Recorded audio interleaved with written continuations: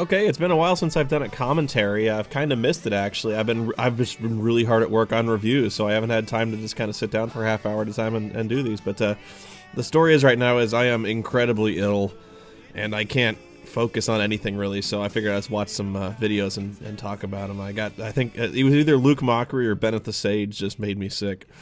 Anyway. I have a really cool story, but I want to talk about the setup to this. And this was an April Fool's video, obviously. I don't think it really fooled anybody, except for the fact I put it up as the second part of Deadly Premonition.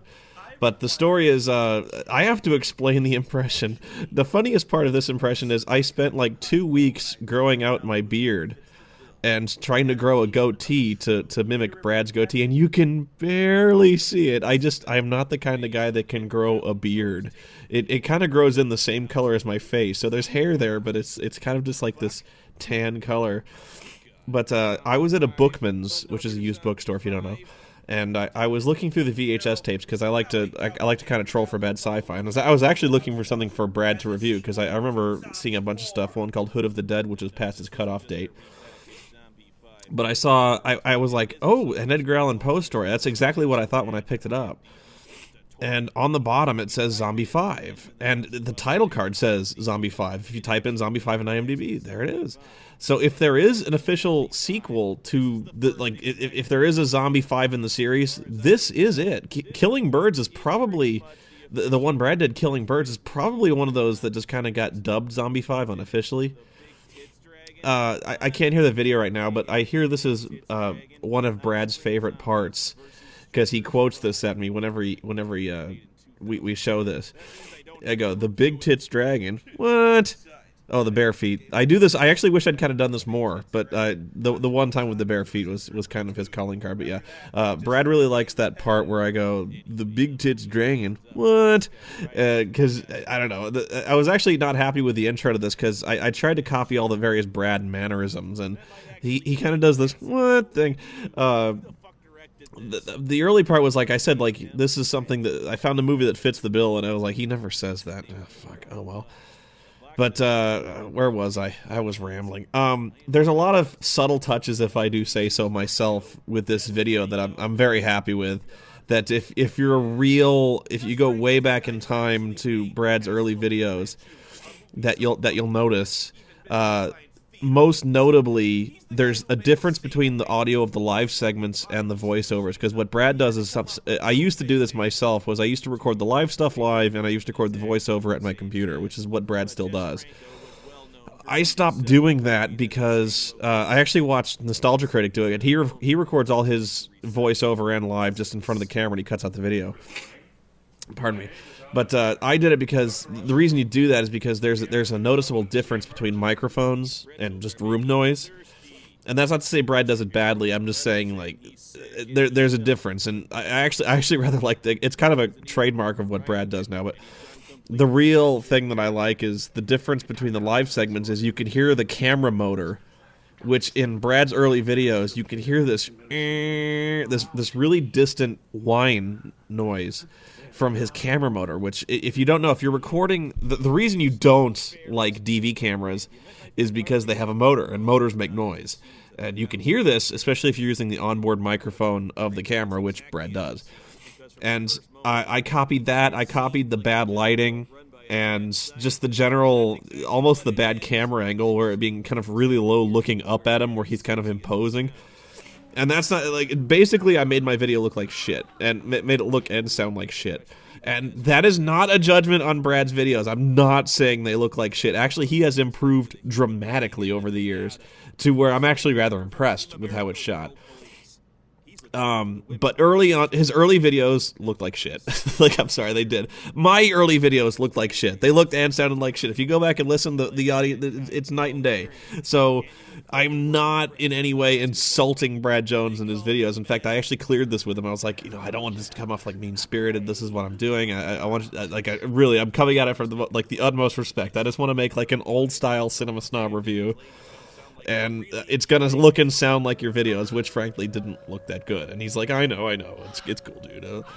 So yeah, like seriously, I'm not saying like I'm so much better, I'm so much cooler. No, no, no, no, not at all. I'm saying this is like his old videos. You can barely see the guy in his old videos. There's shots in his basement where it just looks like a dark figure in a dark room, and you can barely make him out. So he's sitting on the floor. I actually should have been sitting on the floor, which would have been really funny. Also, the posters. I ordered a Danish Caligula poster from, I think it's moviepostershop.com. But you can see back there's a Zardoz poster and a Bad Lieutenant Port of Call New Orleans poster, which are very, very much Bradisms. Actually, the most expensive prop was probably the Caligula poster, which was like $25, but it was worth it. I very much like it. People have kind of complimented me on the Brad voice, and maybe I am really hard on myself when it comes to impressions, I guess. Because I actually don't. When I started doing this, I was like, "Oh, my Brad voice is terrible. I'm not doing it very well." And so I kind of I think I pitch shifted it lower, and I didn't like it, so I just left it the way it is. But I played with the audio a lot before just abandoning it and just putting it up there. But I didn't like the Brad voice I did. But apparently people like it. They're like, "I can't tell the difference." So thank you. I don't agree, but thank you. It's like my Turl voice. I don't know. I suppose I should talk about the movie. This movie is padded like fucking crazy, and I talked about this before, but not only is there a lot of, this scene goes on for like 2-3 minutes, where he just walks down the hallway and you hear moaning sounds and nothing's going on, and that Torgo guy, I probably went on a little too long talking about this, but this really is the experience of the movie, is just nothing fucking happening. And the guy, they walk so slowly, and it's probably because they knew they had about a half hour worth of plot with the House of Usher thing, and they not only padded it with the walking, they padded it with the horrible Dr. Orloff, or the awful Dr. Orloff. I did a fair amount of research into this one, and I was, you know, when they start off with the old footage, you're like, what the fuck? And so I had to look it up. I was like, did they shoot this for the movie? Because this looks like a different movie. It is a different movie. I really don't get that. Another part where I kind of feel like this isn't a classic Cinema Snob episode is the fact that it's too long. I think this video is like, can't tell. It's probably like, I think it says 16 minutes. It's probably near 20. But you know, in the old days, Brad used to knock these out. You used to watch a movie and be done with his video in like 7-8 minutes. Brad would kind of motor through these things and really just kind of touch the very basic minimums of the plot. So, you know, he's like, this movie sucks, this is what goes on, and it's over. And so, like, you know, I've actually watched the Cinema Snob episode that was like 4 minutes long, and so this one I have a habit of ranting, and so I decided I was cutting a lot out of the scripts just because I kept bitching a lot about the stuff that doesn't happen. But yeah, I indulge myself in a bit of ranting. I love that scene where he falls. This is funny. He trips over nothing. Like, there's nothing. He doesn't even trip over his cape. I would have expected that. He just kind of falls down and knocks himself out. Oh, God. I had a story. Yeah. I was going to put this on the Howling 2 video, but I thought it actually better fit here. This is the story of the angriest I ever got with Doug Walker, the nostalgia critic. And, no, there's absolutely no problem with me and Doug, but I'll tell you the story. I was originally going to do the Cinema Snob thing as a part of Howling 2. And did I already tell the story? My memory is so shot, my head is so foggy, I can't remember. But when I was doing Howling 2, when I scripted it out, it was originally going to be me dressing as the Cinema Snob for Halloween and doing a video in his style. Snob comes in, he's upset, and we kind of do a little bit of a crossover review and kind of bicker back and forth. And so Brad emails me from Chicago, and he says, dude, I got a problem. I'm like, what? He goes, Doug is shooting Leprechaun, and his opening sketches, he dresses as the Cinema Snob, and I come in and I'm mad, and then we do a crossover review. He basically does the exact same thing. And I'm not in any way accusing Brad of Doug of ripping me off at all. We never consulted about this shit at all. It was in my script. It was in his script. Great minds think alike, and so the way that Brad says he can't change the script because I'm here, we don't have a lot of time. what do you want to do?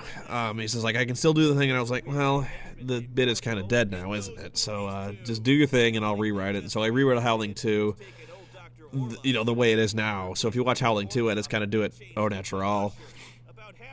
But yeah, that was always going to be the snob. And you know, in a way, I'm kind of happy because the cinema snob thing probably wouldn't have played for a movie that modern as Howling 2, which was like 1990. So it probably wouldn't have been as good. In fact, it probably wouldn't have been very funny at all, especially if had I done it immediately after the Leprechaun review. But I understood that Doug had no choice. You know, he was not planning to rip me off, and he was. He couldn't change it. You know, he had Brad there. He had to shoot. You know, he can't take a day out of his schedule to keep Brad just kind of sitting around playing with himself while he rewrites the script. I understood that, but at the time, I was upset. I even when I was upset, I was able to admit to myself I am really childishly upset right now because I wasn't really mad at Doug. I was mad at the situation. Like, oh, I have to rewrite this shit. I had to spend like a day rewriting it. So that was what I was mad at. But when I was mad, I was like, I'm just gonna be mad at Doug for like 2 days as I rewrite this shit and I get a new script ready. No reason. Doug did nothing wrong, but I'm gonna be mad at him just really childishly for like 2 days. So I was really mad, and I was writing my script going, fucking Doug, why did I write the same shit I did? Goddamn Doug. And so like, then Doug calls me, like in the middle of my scripting, and he apologizes to me. He profusely apologizes. He's just like, I feel like crap. I don't know. I couldn't change it. You have to understand. I didn't know what I couldn't stop, and I had Brad there. And I'm like, you son of a bitch. And he's like, what? I'm like, I was all set to be mad at you for no reason, but then you had to go and apologize. So now I can't be mad at you, and that makes me even madder. You know what I mean? So Doug is the nicest freaking guy. He apologized when he didn't have to apologize. You know, the dude did nothing wrong. And like, even I knew that, but I was like, I'm mad. He calls me up and apologizes. The guy apologizes when he doesn't have to apologize. So that's how great he is. So like, I was really blown away by Doug's generosity, and I was like, dude, no apology necessary. And I was silently cursing him. And I was like, God damn you. I wanted to be mad. So then I was in a good mood writing Howling 2, and yeah, that's really not much of a story there, but Doug's a really nice guy. You can't hate the guy, and I think he still feels bad about it, and he shouldn't. Like I said, you know, like I don't want there to be any rumors of there being like any kind of animosity between me and Doug, because we're friends, you know. Like there's even at the time I was mad, I wasn't really mad at the guy. If that's, you know, if you understand what I'm saying. Anyway, that's the story. The framing of this shot is ludicrous. Look at this. What the fuck is he focusing on? I don't get that. God damn it. What else to say about the movie? Okay, the zombies. There are no zombies in this movie, and they're only... It's actually rather ambiguous as to whether or not there are any monsters at all.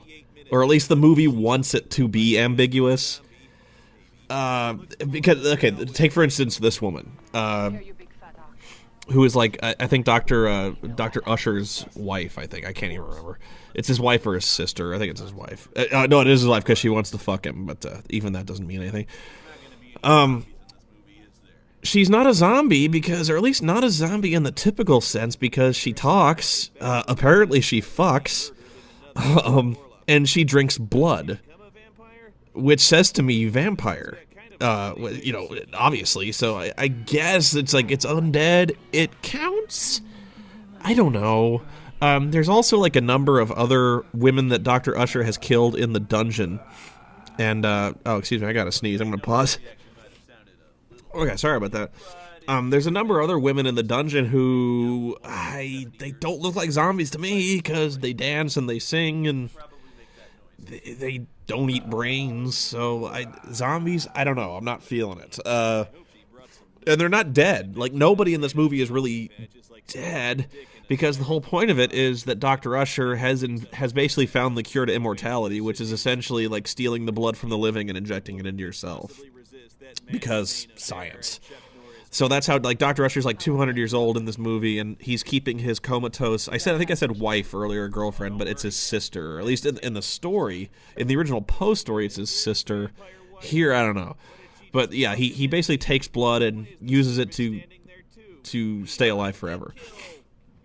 So that's really the secret between all these guys, is they've been being injected with the blood of the innocent, and that's how they're alive so long. So again, not really zombies. They're just kind of immortal, or, you know, at the least vampires. But when it starts to get to this point, this is, like I said, where it starts to, like, get ambiguous as to whether or not it's just Dr. Usher who's crazy, like with the disappearing vampires and the dancing and the house collapsing, and Dr. Hacker, which I think it's Harker in the credits, but they call him Hacker in the dub.